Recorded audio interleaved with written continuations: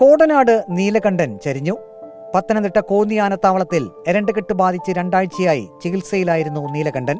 2019 പാലക്കാടിനെ വിറപ്പിച്ച വിക്രം കാട്ടാനയെ തളച്ചത് കുങ്കിയാനയായ നീലകണ്ഠനായിരുന്നു. നടക്കുമ്പോൾ കാലിൽ നീര് വയ്ക്കുന്നതിനാൽ വിശ്രമത്തിനായി 3 വർഷം മുമ്പാണ് നീലകണ്ഠനെ കോന്നി ആനത്താവളത്തിലേക്ക് എത്തിച്ചത്. 2 ആഴ്ചയായി നീലകണ്ഠന് അസുഖം മൂലം ഭക്ഷണമെടുക്കാൻ കഴിഞ്ഞിരുന്നില്ലെന്ന് ഇക്കോ ടൂറിസം SFO അനിൽകുമാർ പറഞ്ഞു. കഴിഞ്ഞ 18 ദിവസമായി ആന ഡോക്ടർമാരുടെ വിദഗ്ധ സംഘത്തിൻ്റെ നിരീക്ഷണത്തിലായിരുന്നു. അത് ഭക്ഷണം കഴിക്കാതെ ഒരു 18 ദിവസമായി ഭക്ഷണം കഴിച്ചിട്ടില്ല.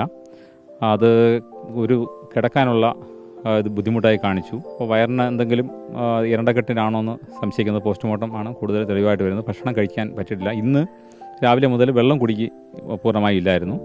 ചികിത്സിച്ചുകൊണ്ടിരിക്കുന്ന ഡോക്ടർ മരുന്ന് കൊടുത്തുകൊണ്ടിരിക്കുമ്പോൾ തന്നെയാണ് ആന പെട്ടെന്ന് കുഴഞ്ഞു വീഴുകയായിരുന്നു. പോസ്റ്റ്മോർട്ടം നടപടിക്രമങ്ങൾക്ക് ശേഷം നാളെ സംസ്കാരം നടത്തും.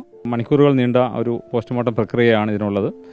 അപ്പോൾ അതുകൊണ്ട് സ്വാഭാവികമായിട്ടും മേലുദ്യോഗസ്ഥരുടെ അനുമതിയോടുകൂടി ഇന്ന് വൈകുന്നേരം ഒരു 6 മണിക്ക് മുമ്പായി ഇവിടെ നിന്ന് സ്ഥലത്തു നിന്നും നമ്മുടെ ഈ റേഞ്ചിലെ കുമ്മണ്ണൂർ ഏരിയയിലേക്ക് എത്തിക്കാനാണ് നിലവിലുള്ള തീരുമാനം. അതിനുശേഷം അവിടെ അത് വാച്ചർമാർ സംരക്ഷണയിൽ തുടരുകയും നാളെ രാവിലെ പോസ്റ്റ്മോർട്ടത്തിന് ശേഷം ജഡം മറവ് ചെയ്യുകയും കൊമ്പ് വേർതിരിച്ചെടുക്കുകയും ചെയ്യുന്നതാണ് നമ്മുടെ നിലവിലുള്ള തീരുമാനം. കോന്നി സുരേന്ദ്രനെ കുങ്കി പരിശീലനത്തിനായി കൊണ്ടുപോയപ്പോൾ പകരം ഒരു ആനയെ കോന്നി ആനത്താവളത്തിലേക്ക് എത്തിക്കണമെന്ന് ആനപ്രേമികളും നാട്ടുകാരും ആവശ്യപ്പെട്ടിരുന്നു.